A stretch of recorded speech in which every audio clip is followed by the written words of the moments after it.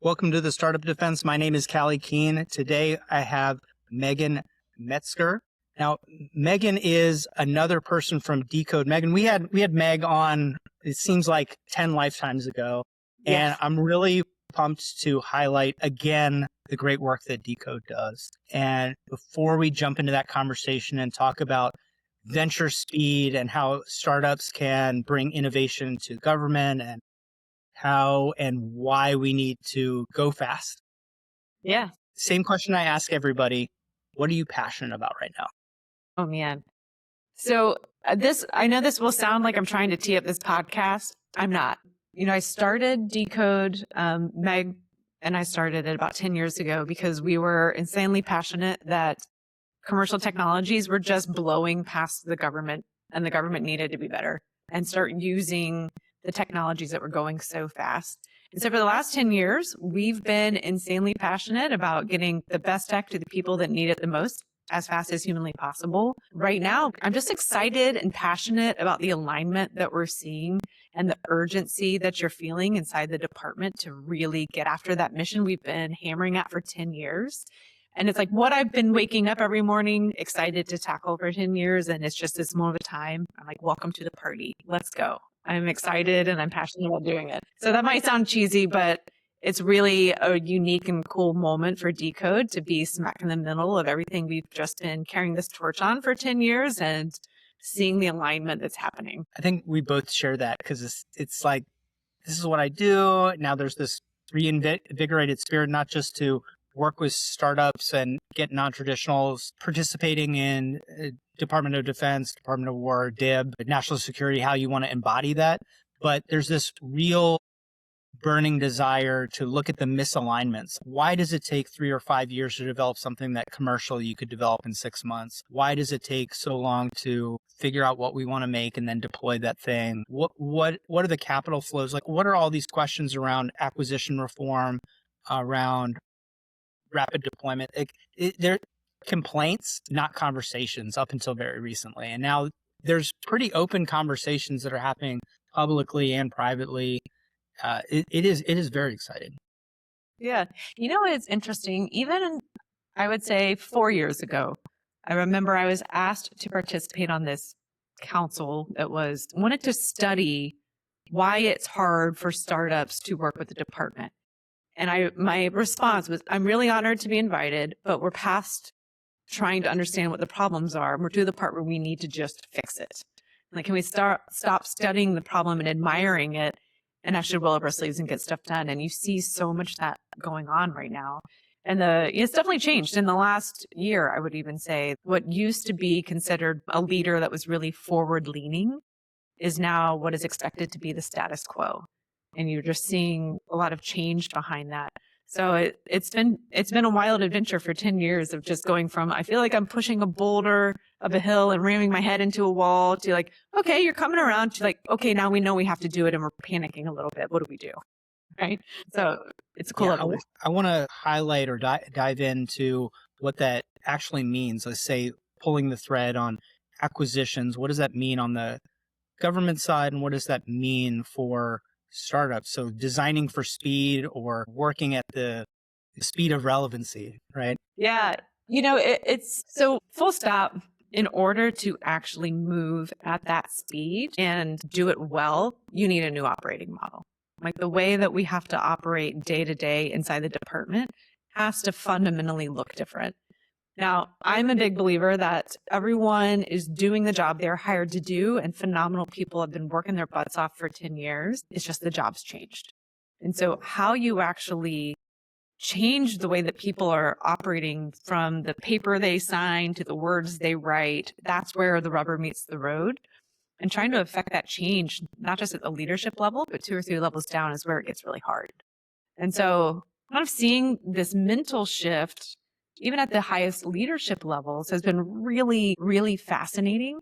And I would say the curiosity that I'm seeing from the leadership level coming our direction has just tripled in the last year. So it's gone from hey, we know and recognize that we need to move fast because China is going to move ahead on technology. And how do we keep pace? If you have ideas, come tell me. And like kind of us trying to preach to them, like, this is why you should care. This is why China's going to get ahead. This is why insert adversaries moving faster. And you need to give a damn to like, help me, right? Like help me know what to do and what operating system I need to put in place to actually make it work. Now, like what's been fun for us is there's a lot of people that will understand where the department can move faster, but moving faster and not aligning to incentive structures that align with startups and commercial technologies, those aren't the same thing. So we could move fast and still block every single company from possibly working with the department. And that's not what we want to do. And you can't design operating systems that bring in commercial technologies unless you have a really deep understanding of what will incentivize a company to want to work with a department. And, you see a lot more curiosity around that now. I love the quote, show me your incentives. I'll show you your outcomes, right? When you look at how it's structurally placed, I use this example as we had a client years ago where I figured out that their management team on a project, they were judged as one of their core KPIs was just vendor touch points, essentially how many meetings that they had. Yeah. And so they, as a program manager and a project manager and a project lead, they were every quarter, how many touch points did you have? How many on-sites did you have? How many email, so the deluge of meetings, they wanted to have 2 meetings a day, right? I'm like, we need to have 2 meetings for this entire project. Like, we don't need that. Yeah. It didn't really dawn on me was, we're not being judged the same way. We have a commercial business and we're highly incentivized to build something that somebody's going to buy, that somebody's going to adopt, and that somebody's going to deploy and scale, right? But people along the way, even though that's what the large organization, we have that shared mission alignment. Of course, we want to make something good that people need. People aren't all bought into that full incentive structure because their job is to do X, right? For better or worse. It's a very interesting conversation. How do you align incentives to say, okay, well, now everyone's goal is how do we facilitate rapid fielding of products? So instead of acquiring a product in 18 months, that we need to field it 3 or 4 times and refine it with user feedback, just like the commercial world would. We should be doing that for our mission systems. Now, that's a sticky, it sounds so simple, right? But it's a sticky actual for a process and organization standpoint to adopt, right? Yeah.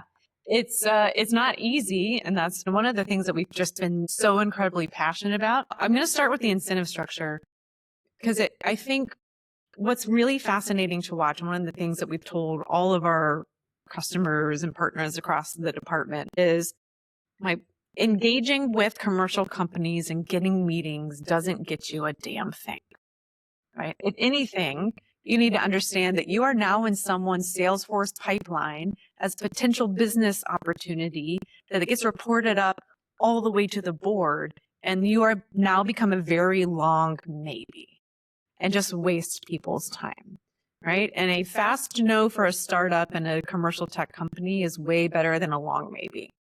And so you need to understand like what the ramifications are of like what you're doing. So engaging with a company just to say you're talking to commercial tech doesn't move the mission forward, and it actually hurts our reputation with the startup world. Because I can tell you, an agency, it only takes one time for you to really screw over the startup community and drag out something and an opportunity and not be clear and never buy anything for them to go, don't touch insert agency because they never actually buy anything. And that's not what you want.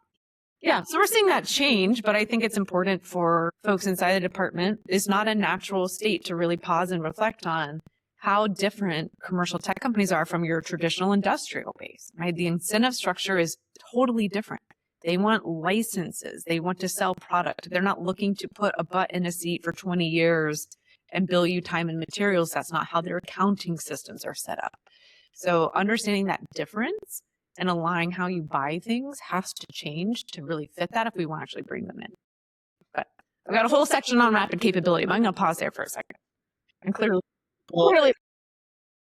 I like that line of thinking because we constantly go back to this valley of death analogy. And I've whole paper written on why the Valley of Death is a mirage. It doesn't really exist. There's contributing factors on both sides that are just the government and startups really not understanding how each other are trying to work together, and that contributes to this slack or lack of anything really happening. But that certainly is a consideration. So we'll hear that in our chats or with clients is like, oh, don't work with X group. They're so slow or they don't buy anything. Well, I can go and look at the budget, what they buy, who they bought. Like clearly they're buying something. So that's not true, but I understand the sentiment. The sentiment is I need to do X to get my next tranche. I need to plan out my Series A. I have this much OpEx that I have to cover. I can't wait 9 months to get an email back to say I've been down selected. And so there's kind of a missing expectation of what. Yeah. Sometimes I lovingly say that it takes the same amount of time to get a meeting inside the Pentagon as it does to release 5 iterations of your next version of your software. That's how fast tech is moving. But, pivoting over to kind of that rapid capability side and that Valley of Death, the interesting part about the Valley of Death is like we made it. We invented the Valley of Death ourselves. And it's not this thing that we can't solve for because it's actually within our control. And so Dcode, we stood up, we have a solution we call the Rapid Acquisition Integration Cell, which really the idea is that rapid capability and fielding something in under 6 months should not be reserved for innovation orgs or rapid capability orgs. Democratize rapid capabilities. Every program should have it. Every program should understand the operating model to get that done. But what we did in order to make that a reality is say, let's start with the innovation catchers. Right? Because I think they're largely overlooked. We are really great at prototyping inside the department. And then this valley is the difference between the prototyping organization and the innovation catchers. And if you actually sat down and said, what is all of the biggest challenges an innovation catcher goes through when it lands in their lap and why they can't pull it in their program? And let's reverse engineer that process so that we're actually making it easier from day one so that the catchers have everything they need to take it and run. And that's the only way that we're really going to go from zero, an effort we just supported. We went from zero to it was fielded in theater with actual warfighters in under 90 days out in Europe. Right. And so it can be done. You just actually have to do the reverse engineering and start with who has to take this and scale it and what do they need to see to make it real. So I think I just think it's overlooked. It's easy to get excited and get fast wins and get an MVP and get all that out. But if we don't, someone once said to me that, and I love this analogy, they said, hey, everyone should know that they're in your play. They might not be needed until Act 3, but they should at least know they're in the script. And a lot of times we spend so much effort on that upfront Act 1 that we forget to tell people in Act 3 they're going to have to take the solution. So I love that. That's amazing. Oh my God. I'm going to have to remember that. I'm going to have to steal that. Steal it. You don't even have to give me credit. Just go ahead. Yeah. Where does that sit in the context of the switch between going from PEOs or offices to portfolios? I conceptually like the idea of portfolios because these things have to work together to achieve X result. It's not like we're buying a piece of technology that free floats in its own separate vacuum, its own separate universe. It has to go do a thing. And I'm just wondering, how are these things linked from your perspective at Dcode? Yeah. So I'm really glad you asked this question because I'm going to put this in Meagan's nerd bucket. Capability portfolios are going to be in my nerd bucket. I think it's really, I'm encouraged and hopeful with the PAE structure for a couple of reasons. One, I'll give an example of some work that we did and how I think that translates over to the PAE. Several years ago, we supported a PEO and they were tasked with becoming a super PEO. And what that meant at this time was, the question was, if you had every authority you possibly needed to move tech as fast as possible, what do you need? Tell us what authorities are you missing, and make it happen. So Dcode actually supported one, even that diagnostic up front, okay, what do you have? What do you need? Let's actually look at all of the levers that I consider when you're looking at how you need to speed up capability. So I call it the unsexy stuff of the tech. So your contracting, your budget, your policy, your culture, your process, governance, all of that stuff. Like the tech's easy. That stuff's hard. What we found was that like 80% of the problem was actually a self-inflicted wound and really within the PEO's control, but they weren't thinking like a portfolio or like a capability. So for example, take something like counter UAS. Okay.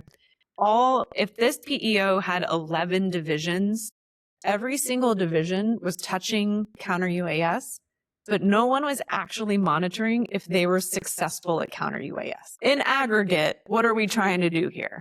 And if it's, we need to ship a counter UAS solution to CENTCOM in under 12 months, no one was tracking it, right? And that meant all 11 groups had 11 different ways of formulating budgets that went to counter UAS, but they weren't pulling their money to actually spend it on something that meant something. No one was monitoring metrics to see if we got there effectively. So when we actually flipped to a capability model, we were able to say counter UAS under 12 months to a warfighter or like all be damned. And then the processes fell in place. We reorganized the entire budgets. We realigned things.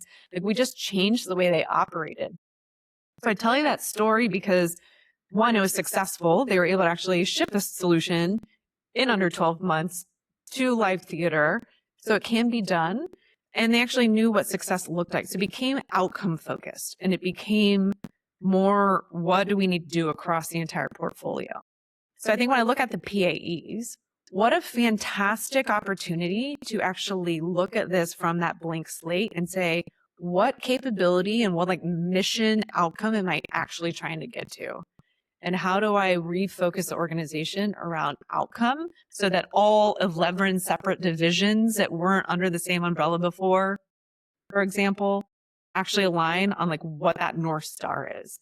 And so we're seeing a lot of interest from PAEs themselves to say, like, how do we do this out of the gate? How do we set our North Star? And how do we make all of these groups come together in a way that's actually driving a like mission result, if that makes sense? Like, you could be on time, on schedule, on budget, and it doesn't have to freaking work. And that's insane. And I think a PAE structure has an opportunity to be like, I need an outcome and I need the outcome for the warfighter and I need to measure maniacally against that. And that's the biggest opportunity I see.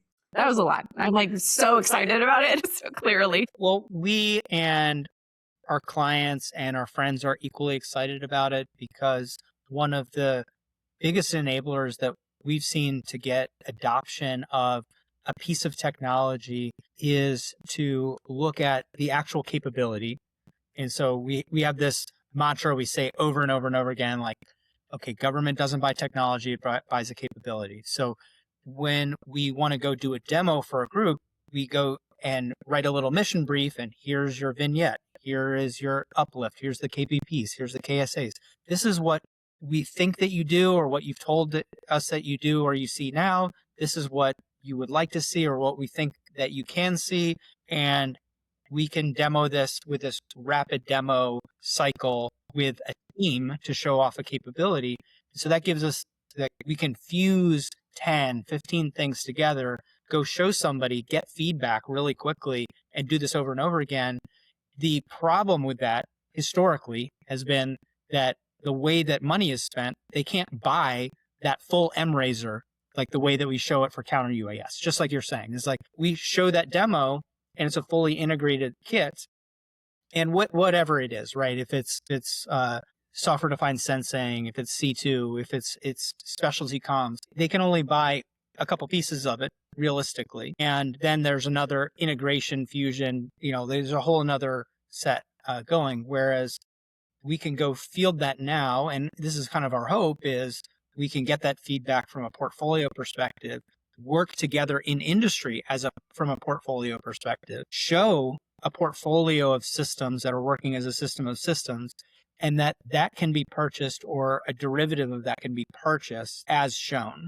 And so there's not this like recombobulating, of this thing worked, but what about if we change everything except for this one piece? And what if I bought this like this? And you know what I'm saying is like, it goes through the gonculator of requirements, and then nothing gets purchased. But we're really, really excited to see if we're trying to just do X AI, and that means that I need this edge compute and I need this sensor system and we can show that off to somebody who has the authority to look at the whole system and give us real feedback on the whole system versus like a little element of that system. Yeah.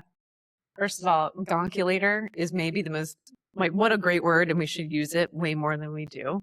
Just wanted to say that. I think this is like, if I was queen for a day, outcomes-based everything would be where I push the department to. And what I mean by that is right now you see a huge push towards outcome-based requirements. I'm a big fan of that for the startup community and for commercial tech for a couple of reasons. One of the things that we often do when we're working inside a program, especially on rapid capabilities, is it's impossible for the department to keep up with how fast tech is moving. So if you prescribe what the solution is instead of what outcomes you need it to accomplish, you unintentionally rule out 100 companies you didn't even know could potentially fit. Right? We saw this years ago with GSA. Right? They put out I need blockchain and or AI to solve what? And they overprescribed these requirements. And the long and short of it was they actually ruled out every AI company from bidding because they didn't have a ledger. Like, why did you even have the word ledger in your requirements? Like, that's like, what did you need it to do?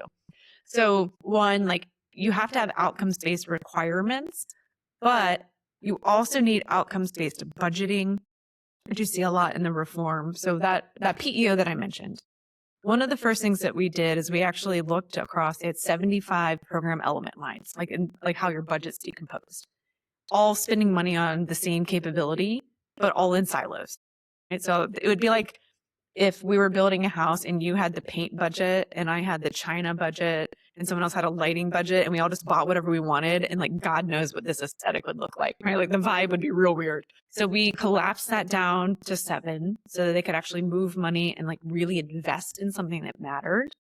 But then we rewrote every budget justification. And what you see continuously across the department when it comes to commercial tech is the budget lines still prescribe what it is they have to buy. Like, I need 5 licenses of a insert solution, but now you have to buy that. But what if some better tech company comes along with some novel thing you didn't even know is possible, but you wrote it so you have to buy that thing, which is what you were saying. They can't actually buy it even if they want it because of how they wrote their budgets. So sometimes I look at all this reform and like, screw reform. We have what we need. We just need to be like understand and train ourselves to think differently about how we actually write the budgets. Can we do outcomes-based budgeting?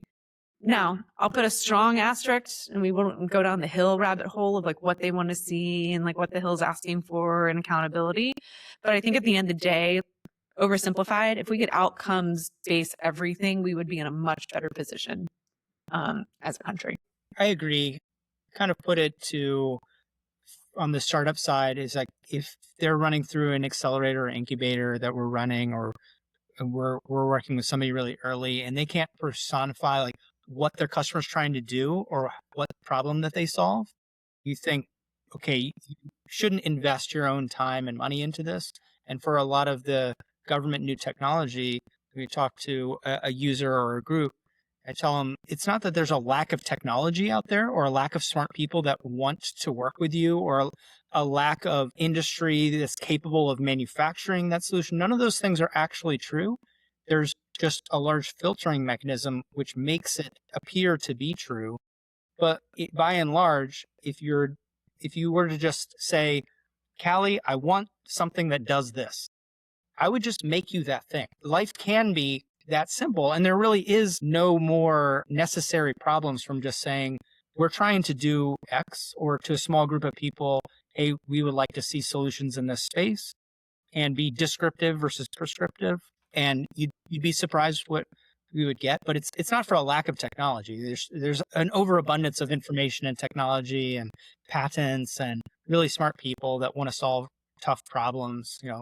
So I have to agree with you kind of on both sides of the equation. It's like, that's not how it's structurally set up currently. And then that's kind of what our friends in industry, they're just like, if somebody would just tell me, is this like something that they should wear, or is it something that they should carry? Is this like, should it be blue or should it be green? Like, I would just, like, it's irrelevant to me. Like, I Yeah. know how to build it, so I would just change it. Like, but this process of like, I call it like the guess who of innovation.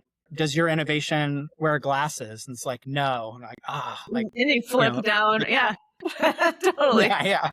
Like it's irrelevant, right? We could it's not a constraint, right? To deliver it in a slightly different form factor or integrate in a different way. So yeah. Yeah. Well, I think you're hitting on something you had talked about earlier, which really great startups fail, and it's not because of their tech. Like great startups are failing in the defense space because the buyers aren't moving at the speed or with the mechanisms that we could to really make sure these companies thrive. And you talked about that feedback loop.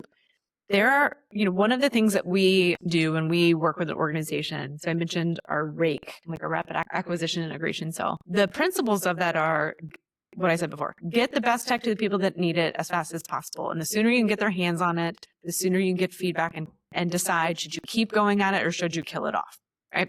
And in that it is possible to identify a need, like a warfighter need, get a technology solution on contract and in a warfighter's hands, giving you actual real feedback on how should it be green or should it be red, like you were saying, in under 90 days. Like we just did this in Germany, right? To go from 0 to it's in warfighters' hands, giving feedback to the company, which is a real thing you can do so that they can iterate and improve on it in real time while getting solutions to people in spaces where they were going to use it, right? So all of these things are falling in line where we have the authorities, we have the ability to do it. And I think it just needs to look at what is the operating model and the playbook to get that done that's possible, that hasn't been the playbook of the last 100 years, but it is a possible playbook for today. And it aligns very well with how commercial tech companies need to operate because they need that feedback. They want that feedback. They want to give you and iterate quickly on a solution. And the warfighters want it. Like I always say in rapid capability, whether you're a RCO, an innovation org, or you're a program, the worst possible thing you can do is give a warfighter something in their hands that works well and like, cool, thank you for your feedback. We'll be back in a year. Like, what? I'm going to lose friends' lives between now and a year. Like, just give me that thing. It worked. Why can't I do it? And the answer shouldn't be, well, the acquisition system. We have enough creative ways to get around that right now that I think it's just a matter of understanding what they are and helping every level of the organization know what to do. Meagan, I really appreciate you taking the time to be on the show. Where can people learn more about Dcode and hopefully engage Dcode to participate in all the great work that you're doing? Yeah, no, I appreciate that. I mean, obviously you can go to our website, dcode.co. It's new and it's very pretty. I'm not going to lie, I'm pretty proud of this website. But we put on a lot of events too. We just did one on VC 101, like how does venture actually affect the department and what does that mean for people like living it day to day and how do you, like all the bosses inside the department are now venture and private equity. And we have another one coming up on how to act like a CEO. So it's actually around PAEs.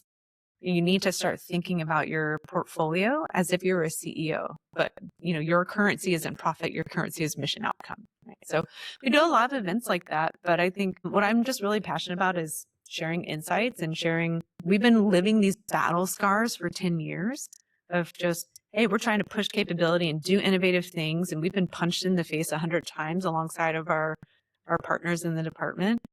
So if there's an insight we can share, I am here for that. And I will tell everyone all the lessons learned on like what to do and what not to do to actually get this done. So engage, ask questions, come to events, whatever we can do to just evangelize that this is possible. And you have to see yourself, but it's also like, it's hard and it's okay to say it's really hard, but you're not alone in doing it. So that's my soapbox. It's an incredible place to end the show. Really appreciate it though. Yeah. Well, thank you so much for having me. And I'm passionate about what you all are doing and just like, it's a lot of conversation. I mean, we've got to get startups. We've got to get commercial tech in. There's so much great capability out there. And the exciting part about right now is like, it's totally possible and we have what we need. And it doesn't mean it's easy, but it is possible. My name is Callye Keen and this has been the Startup Defense.